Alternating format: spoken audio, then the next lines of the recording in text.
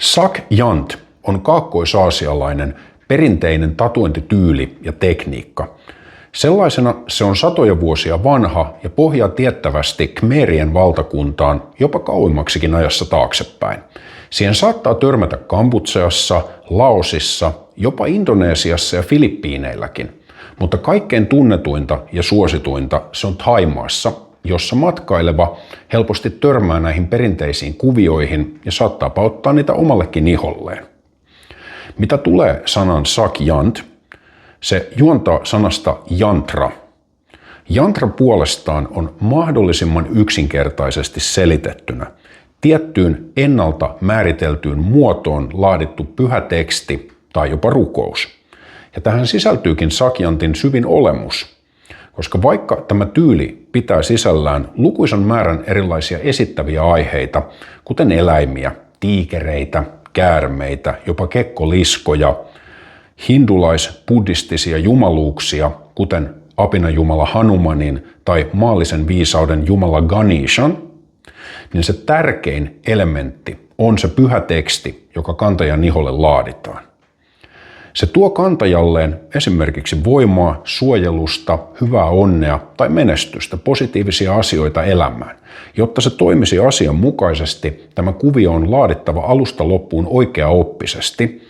Päällepäätteeksi se tulee siunata asianmukaisesti paikallisessa temppelissä. Tästä päästään siihen, että moni näitä tatuointeja tekevistä mestareista on munkkeja ja tatuoinnit todella tehdään luostareissa. Ei kuitenkaan aivan aina, on myös pelkästään tatuoimiseen keskittyneitä ammattilaisia.